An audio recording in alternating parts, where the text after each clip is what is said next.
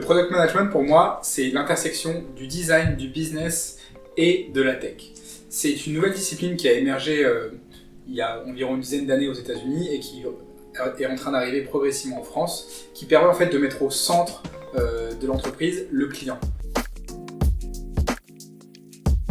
C'est important pour les organisations afin qu'elles puissent se recentrer finalement au cœur du client et de la vision. Les entreprises sont en train de se rendre compte de ce grand changement et les clients sont en train de revenir au centre. Le product management permet de mettre tout le monde ensemble, l'ensemble des employés, vers la création et la réalisation d'un bon produit. Donc dans les 10 ans à venir, c'est quelque chose qui sera fondamental. On va toucher à de la recherche utilisateur, on va également toucher à du design, on va également toucher à de la création de prototypes, la plupart du temps avec des outils no-code. On va toucher à de la data avec des analytics, que ce soit Google Analytics, Amplitude, Mixpanel. On va vraiment toucher à tout, de ce qu'on appelle la discovery à la delivery. Les premiers interlocuteurs vont être les clients et les personnes de la tech et du design. Donc, ça va être les premières personnes qu'on va rencontrer lorsqu'on va arriver en poste, et on a une interaction avec beaucoup de personnes dans l'entreprise.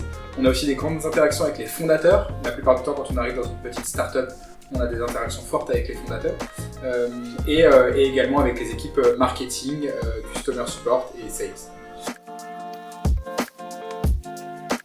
Alors il y a un principal challenge, c'est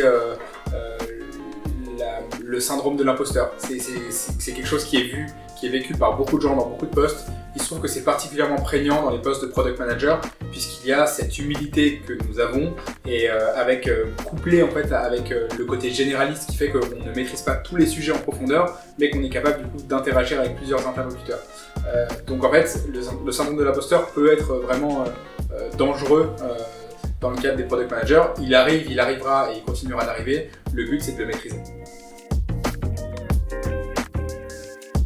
Garder son humilité, être diplomate et puis savoir travailler dans un environnement où on ne reçoit pas toujours des éloges, parce que c'est un métier où finalement nous donnons des éloges aux autres personnes. Nous faisons en sorte que les développeurs, les designers, le marketing soient fiers et heureux de produire ce qu'ils produisent, et puis nous en retirons du coup du bien-être de voir que les gens utilisent notre produit et que les employés sont heureux de créer leurs produits. Et il y a un mot pour ça en fait, le fait d'être heureux du bonheur des autres, c'est la compersion. Et donc nous devons être compersifs par rapport à ça. Dans un premier temps, on peut parler de Goshaba. Goshaba qui est une solution qui voudrait arrêter le biais du CV. Et donc pour cela, ils ont créé des questionnaires avec des jeux en ligne pour pouvoir déterminer la meilleure personne pour un poste. Donc au lieu d'avoir un CV qui a des biais très très importants, ils créent des jeux cognitifs. Moi, la manière dont je les ai aidés, c'est d'abord de se poser entre fondateurs. On discute de la vision, on discute de où on veut aller, de comment on peut le faire. Notamment, on a pris des Legos pour essayer de définir une vision commune à travers des Legos. Donc, on a fait ça pendant plusieurs sessions avec des Legos, beaucoup de discussions, des rétrospectives. D'abord entre fondateurs, ensuite toute l'équipe, pour pouvoir être honnête, transparent sur où on en est et où on veut aller. Donc ça, c'est la première partie. La deuxième partie, ils ont travaillé de façon très lente, méthodique et très puissante sur comment on crée une organisation orientée produit. Et ils ont créé petit à petit en supprimant toutes les choses superflues et en écoutant beaucoup leurs clients. Ça leur a pris entre 6 mois et 1 an pour créer un produit dont ils étaient tous fiers, et surtout de créer l'organisation qui allait autour. Donc ça c'est pour Goshaba. On peut parler aussi récemment de 15 Tech, qui est une entreprise qui a pour ambition d'avoir 50% de femmes dans la tech en 2050. Et donc là, je les ai aidés à se recentrer, à discuter, à faire une rétrospective tous ensemble depuis 1 an qu'ils travaillent ensemble pour pouvoir savoir où ils en étaient et donc de récupérer de la transparence et de pouvoir bâtir sur ça. Il y a aussi du coup d'autres clients comme Medadom qui est une start-up dans la santé qui propose de la téléconsultation. Et donc je les aide d'un point de vue marketing, d'un point de vue produit pour améliorer l'expérience des patients qui vont utiliser leurs applications.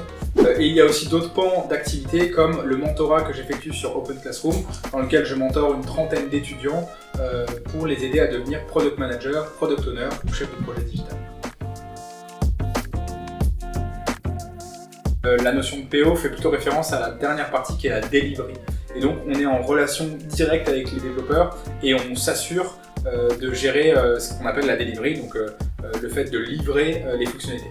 Dans le cadre d'un PM, un Product Manager, ça va plutôt être l'ensemble du spectre. Donc de la discovery à la delivery. La discovery, ça va être la recherche utilisateur, le fait de prototyper et jusqu'à la partie delivery qui va être vraiment cette partie finale. Donc dans les petites boîtes, la plupart du temps le PM fait tout. Dans les plus grosses boîtes où il y a la possibilité d'avoir plusieurs postes pour une organisation, le PO sera là, le PM effectuera plutôt la partie discovery et le PO s'occupera de la partie delivery. Alors, le métier de PM est difficilement compatible avec du remote, notamment au début. C'est un métier qui est assez prenant, qui demande des interactions très rapprochées. Et effectivement, le télétravail pour ça, parfois, peut être un petit peu compliqué. Donc pour une équipe qui est très bien distribuée, qui a l'habitude du télétravail et qui se connaît bien, c'est compatible.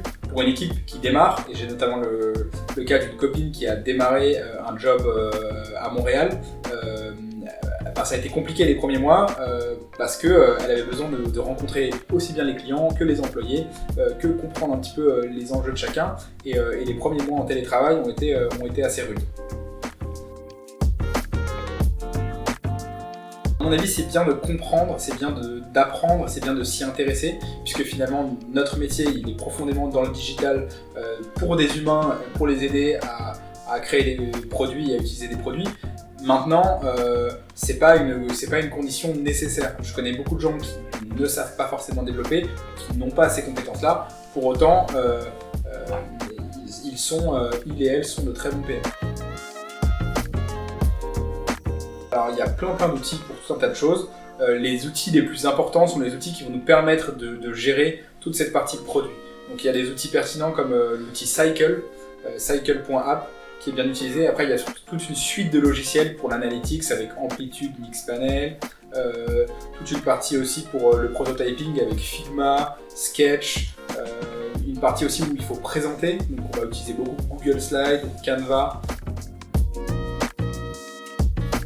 Moi, ce que je fais, c'est de poser beaucoup la question du mode de décision dans l'entreprise, si c'est très lié fortement au fondateur ou pas, de comprendre un petit peu toutes les strates de tous les métiers qui sont là avant qu'on arrive. Est-ce qu'il y a plusieurs personnes dans l'équipe de produit? Est-ce que c'est plus il y a un PM et un PO? Est-ce que c'est plus le PM qui fait l'ensemble? Quelle est la taille de l'entreprise? Pourquoi elle a été lancée? Et du coup, en posant toutes ces questions-là au fondateur la plupart du temps ou à l'équipe qui va recruter, ça nous permet de savoir dans quelle équipe on va mettre les pieds et du coup dans quel environnement. Est-ce que ce sera plutôt généraliste avec beaucoup de choses à faire? Est-ce que ce sera plutôt très réduit avec un scope plus simple?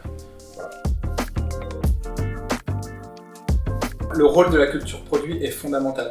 Un PM seul ne fait pas grand-chose en fait, puisque Product Manager veut dire manager d'un produit. Il est manager de personnes, donc seul, il n'y arrive pas toujours, voire il a besoin des autres. Finalement, la culture produit, c'est un peu comme une infusion de thé, avec l'objectif pour les Product Managers, c'est ensemble d'embarquer toute l'entreprise, l'ensemble des employés, vers le but commun de créer des expériences inoubliables pour nos clients. Si cette vidéo vous a plu, vous pouvez retrouver l'ensemble des autres vidéos de la même catégorie sur YouTube et également sur le site internet.